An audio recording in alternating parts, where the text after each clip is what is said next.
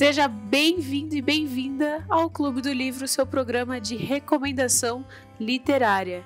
Você já deve estar acostumado, eu sempre falo isso, mas se você chegou aqui a primeira vez, a casa é sua, as portas estão abertas para você receber essa indicação de ouro de hoje e começar a ser transformado nessa área pela lente das escrituras através do livro do Ed Welch, A Culpa é do Cérebro.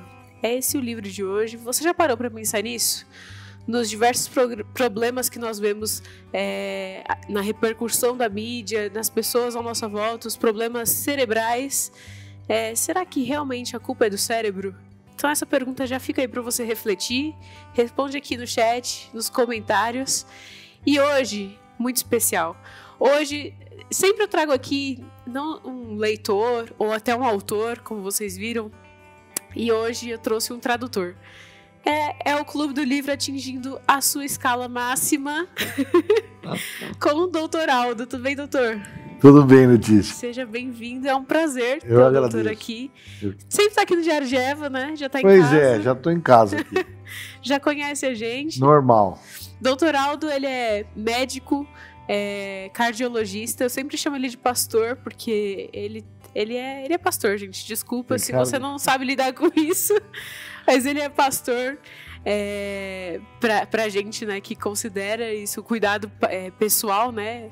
E ele é conselheiro bíblico, ele é mestre em aconselhamento e presbítero lá em Limeira, né, pastor? Exatamente.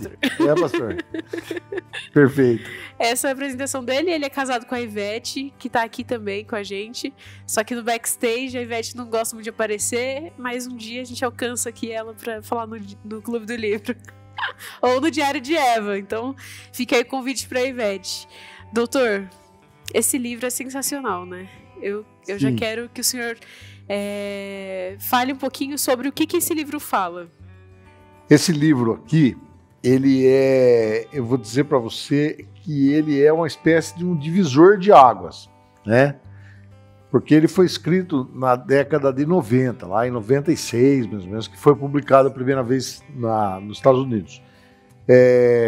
Nunca saiu uma revisão dele, tá? Infelizmente, né? Mas ele clareia um conceito complicado para o aconselhamento bíblico. Então, quanto que o cérebro, que é uma parte do nosso corpo, está implicado nas atitudes pecaminosas nossas. Então, nós podemos sempre culpar o cérebro pelos nossos pecados, porque se for assim, as doenças do cérebro, as doenças mentais, né, por alteração cerebral, elas são uma bela desculpa para eu pecar. Então, eu sou nervoso assim, irritado, porque o meu cérebro comanda eu desse jeito, eu não tenho culpa, né?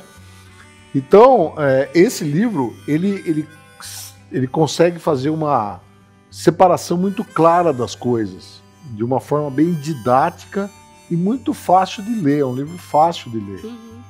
Ele é bem prático também, né? Então, ele é extremamente. Ele traz reflexões, né? Ele aborda vários temas, na verdade, né? Porque eu tava dando uma lida, por exemplo, na parte do alcoolismo, da homossexualidade, não é só nas questões de depressão, como a gente está acostumado a ver que são problemas encarados como doenças mentais, né? Doenças da mente, distúrbios da mente. E a gente começa a ver o quanto que a gente dá desculpa até nessa área do alcoolismo, né? Essa área da homossexualidade, o estudo de se isso é genético, se isso é causado por alguma coisa cerebral, enfim. É importante a gente pensar como cristão e aproveitando esse ensejo, como que a gente usa as escrituras como uma lente para enxergar esses distúrbios que a gente encontra na mentalidade. Então, ele tem um capítulo introdutório. Ele tem duas partes. A primeira parte ele vai mostrar a concepção do aconselhamento bíblico, mostrando que o ser humano, falando um pouco de antropologia, o ser humano tem uma parte física e uma parte imaterial, uma parte não física, uma parte espiritual, que tem várias expressões: alma, espírito, mente, Mas a palavra que a Bíblia mais emprega para essa parte imaterial é coração, né?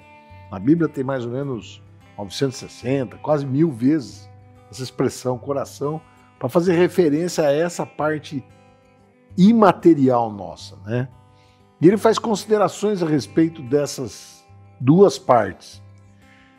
E ele deixa muito claro que quem nos leva a pecar não é o nosso corpo. A gente usa o corpo para pecar, né? O olhar impuro, a boca que fala impurezas, a mão que é usada para atos impuros. Mas quem peca, de fato, é o coração. Então, o pecado nasce no coração, né? Se o pecado nasce no coração e nós usamos o corpo para pecar, nós podemos perfeitamente usar a lente bíblica para analisar os problemas dessa parte imaterial do ser humano, né? Que é disso exatamente que trata a Bíblia. A Bíblia não é um tratado de medicina, né? Ela é um tratado a respeito de como Deus resgatou o homem e como o homem caído é uma situação lamentável, né? O Dr. Welch, ele tem um doutorado em neurofisiologia. Ele é um neurofisiologista, na verdade, a formação final dele. Uhum. Então ele é alguém muito bem capacitado, ele é um pastor presbiteriano lá nos Estados Unidos, mas ele é uma pessoa muito capacitada do ponto de vista da ciência. Então ele sabe o que ele está falando aqui no livro. Uhum. Ele vai abordar os dois lados da moeda e tentar fazer um intercâmbio entre o homem material e o imaterial. Para a gente compreender, né? Esse é o sentido do livro. Isso é muito bom, porque a gente acaba atribuindo mais autoridade, né? Porque que nem o senhor é médico, né? Então entender dessa área, porque pra gente às vezes fica muito abstrato, né? A gente lida com a Bíblia, eu lido mais com a Bíblia. Essa parte fisiológica pra mim é um pouco mais longe. Então pra eu compreender eu preciso de uma explicação melhor, né? Eu não vou conseguir fazer uma faculdade de medicina ou neurofisiologia.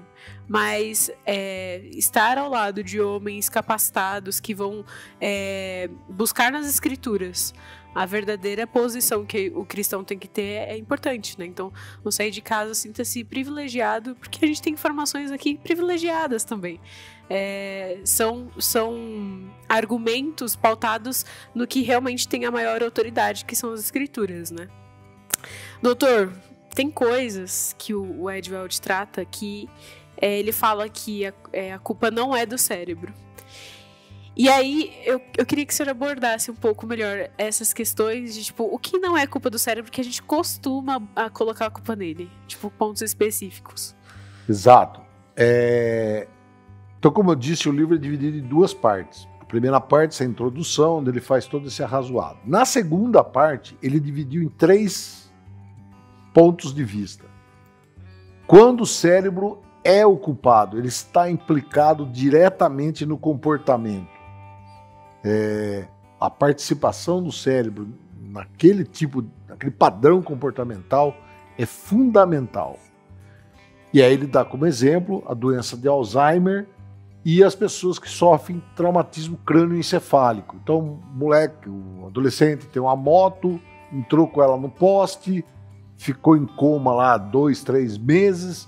Quando ele volta do coma, ele tem dificuldade de entrosamento de novo escolar, ele não consegue se relacionar com os amigos, ele fica com dificuldade de interação por problemas de raciocínio, etc., né?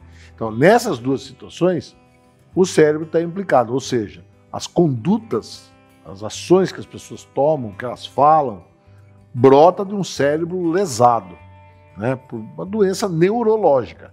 Entretanto, é muito bonito o que ele coloca no livro, que embora o cérebro está lesado e o comportamento alterado como consequência disso, nós podemos falar ao coração dessas pessoas e com isso transformá-las. E ele cita 2 exemplos aqui, uma senhorinha com Alzheimer e um jovem com traumatismo craniano, que eles mudaram por causa do aconselhamento bíblico. embora tenha o cérebro lesado. A segunda parte ele coloca onde o cérebro parcialmente está envolvido. Pode estar um pouco envolvido, pode não. E o exemplo máximo disso é o que nós chamamos de doenças psiquiátricas. São as doenças mentais, né? Então, as depressões, ansiedades, neuroses, transtornos os mais diversos, né? Transtornos de personalidade, vários deles. Inclusive a esquizofrenia e o transtorno bipolar. E ele vai mostrar que, em algumas situações, realmente o cérebro exerce muita participação naquele quadro. Mas, de novo, a maior parte, já nesses casos, é um problema do coração mesmo. Uhum. E, por último, é essa parte que você questionou, que o cérebro não está definitivamente implicado. E ele cita 2 exemplos, o homossexualismo e o alcoolismo. Então, não é uma doença neurológica, não é. É uma alteração comportamental. E quem comanda o nosso comportamento é o nosso coração. Então, alcoolismo e homossexualismo, embora tenham muitas teorias que tentem falar que há uma influência genética, etc., ele vai inclusive comentar essa parte de alterações genéticas. Embora o livro tenha sido escrito em 1996, os conceitos ainda são atuais. Eu traduzi esse livro aqui no ano retrasado, se eu não me engano, e eu insisti para traduzir, mesmo sendo um livro falando que do ponto de vista médico ele tem mais de 20 anos, porque ele se mantém atual. A ótica de distinguir os desequilíbrios químicos dos distúrbios cerebrais e a desobediência, que é o subtítulo dele,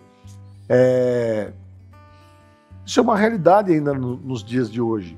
Mesmo com todos os recursos tecnológicos que nós temos hoje para investigar o cérebro, mapeamento cerebral, PET scan, uma série de diagnóstico por imagem, não mudou uma vírgula do que o Dr. Welch escreveu aqui há 20 anos atrás. Isso é genial, né? Porque isso pode contribuir para a gente ainda hoje. Tem até uma citação que o senhor falou da questão genética, né? De que ainda se questiona hoje em dia sobre a questão do alcoolismo e tal. E aí eu tenho uma citação que eu gostei muito desse livro, que é: há uma larga diferença entre ser influenciado pela genética e ser determinado por ela. Então, mesmo que ela tenha uma influência sobre nós, ela ainda assim não seria uma justificativa plausível para isso, né? Exatamente. A genética, ela pode nos influenciar.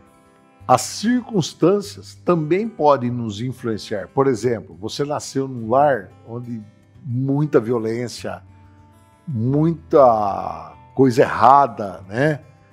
Você pode ter sido até abusado na sua infância. Mas vejam, mesmo tudo isso, diante do sistema jurídico mesmo nosso, isso não é aceito como defesa, né? Ele é um atenuante. Mas ele não é porque você nasceu num lar que os seus pais seriam, por exemplo, criminosos, que isso absolve você de cometer um crime. Você vai chegar para o juiz: não, é que meu pai e minha mãe eram assassinos, então eu também sou assassino. Não, tudo bem, você vai para a cadeia junto com eles, né? Porque isso não constitui... Então, de fato, quem nasce em lugares cercado de pecados e coisas condenáveis, moralmente falando, está fadado a sofrer influência grande disso, mas isso não determina que a sua vida vai ser assim. E eu tenho testemunho de várias pessoas que eu conheço que nasceram em lares terríveis, pessoas que foram abandonadas pela própria mãe quando nasceram, e que hoje são homens exemplares, pessoas idôneas e cristãos autênticos mesmo. Eu conheci um homem já, né? que ele foi violentado pelo pai a infância inteira, assim, de bater mesmo. O pai surrava ele por 2 horas seguidas, assim, de bater e com vontade, assim, por nada, por nenhum motivo.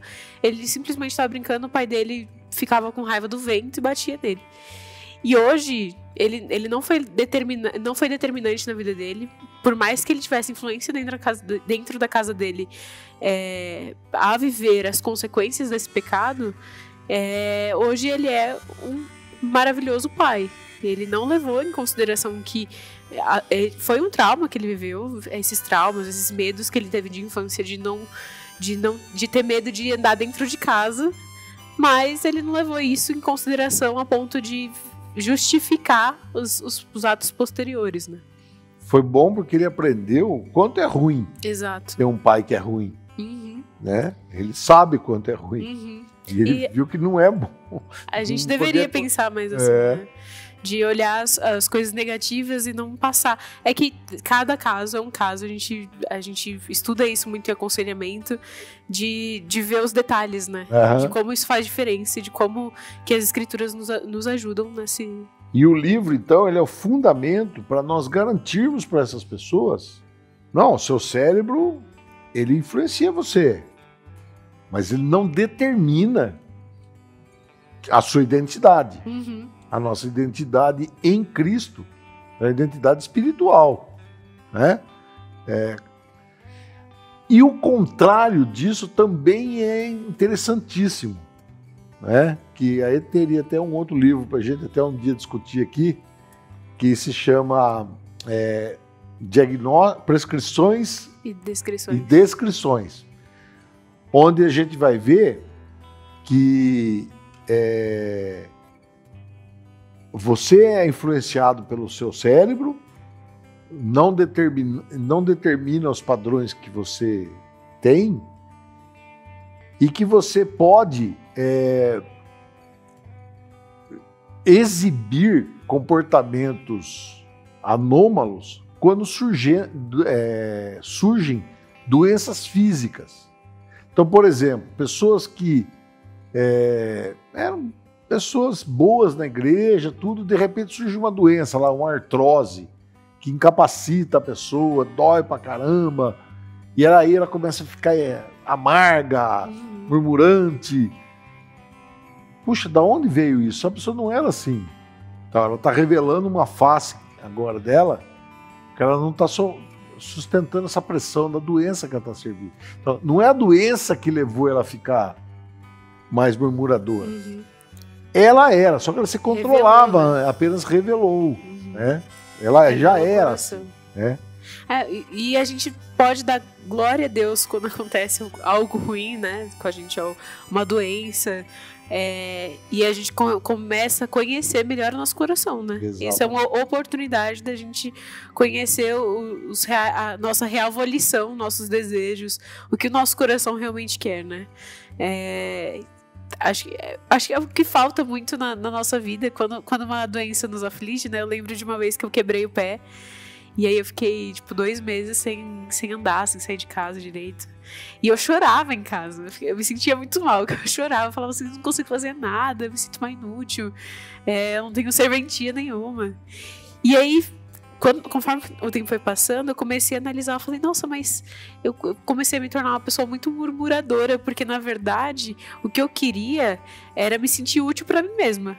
Tá dentro de um padrão de propósito que eu criei na minha cabeça, que eu só ia poder ser eu se eu estivesse fazendo X coisas durante o meu dia.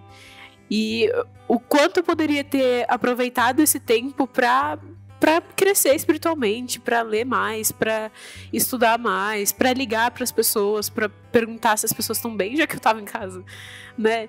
E a gente não usa esses momentos para se analisar, para ver e na verdade Deus está mostrando qual é o desejo do nosso coração, né? Convite aí para você de casa que está nos assistindo, para você analisar se o seu coração está realmente centralizado no propósito de Deus, centralizado nas coisas que são boas, agradáveis ao Senhor, que aqui a gente incentiva isso, né? Pastor. Eu vou falar pastor sempre. Tá certo. Doutor, para quem que você indica esse livro? Se você tivesse um público-alvo para atingir com esse livro, qual seria? Acho que tem pessoal que pensa em aconselhamento bíblico, porque aconselhamento bíblico é algo que eu acho que todo cristão devia se preparar. Porque todo cristão é agente de aconselhamento, né?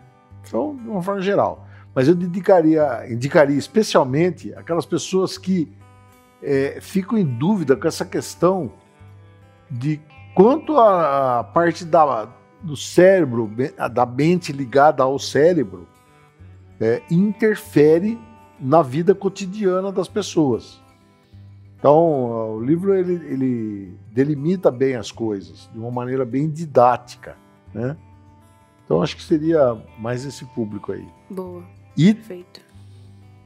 Médicos, biomédicos, pessoal dessa área em especial. Na área da saúde é Da interessante. área da saúde, né? Seria muito bom. Eu acho que deve surgir vários questionamentos, né? Quando você entende bastante da área, Sim. surge bastante as dúvidas e de onde você tira as respostas. Né? Sim. Quem que também entende disso que você está passando vai poder falar. Exato. Interessante, porque se você tiver alguma dúvida, você for da área da saúde, procure o Dr. Aldo.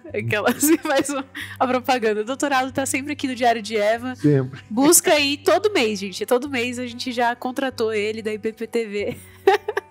Todo mês ele tá aqui. Inclusive, esse mês, o mês que vem, sempre tem Dr. Aldo. Procura aí na playlist do Diário de Eva. Ele já apareceu também no Manhã IPP. Então, tudo que a gente puder sugar, a gente vai sugar de conhecimento. Eu espero que você tenha sido abençoado. Doutor, eu peço para que o senhor dê as considerações finais e suas indicações. Minha indicação, eu queria considerar isso, que eu acho que mesmo pastores se perdem nisso, né? Porque nós vivemos hoje debaixo de uma cultura, na igreja, eu tô falando, né? Meio integracionista, né? A pessoa vai procurar o pastor porque ela está meio depressiva, melhor você falar com o psicólogo, né? Como se isso não fosse assunto do coração. Então, esse é outro público que eu acho, pastores e presbíteros, líderes, né, professores de escola dominical, tem que saber disso. Isso aqui é um material acessível, fácil de compreender. Você não precisa fazer um curso de neurologia para saber, né? É uma linguagem bem simples mesmo e que capacita você a poder dar respostas a essas questões. Quanto que o cérebro está me forçando a fazer tal coisa?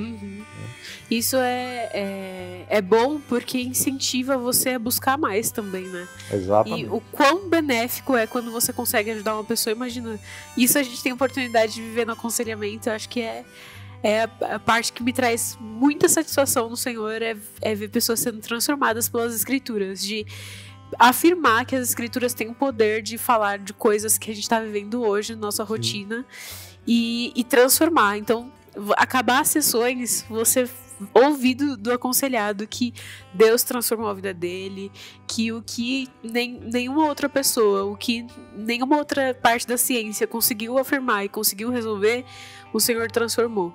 Então, acho que para pastores, líderes, essa parte é ideal, é genial, porque te prepara, né? Você não vai ser uma pessoa despreparada para lidar com os problemas das suas ovelhas, dos seus aconselhados, dos seus discipulandos. Você vai poder ajudar em questões que são difíceis de lidar, mas a gente tem a ajuda do Espírito Santo, né? A gente tem a condução de Deus para isso. A gente não tá sozinho nessa caminhada. Deus não jogou a gente aqui para cuidar uns dos outros à toa. Ele colocou, deu passo a passo e ainda deu literatura pra gente fazer isso com excelência, né?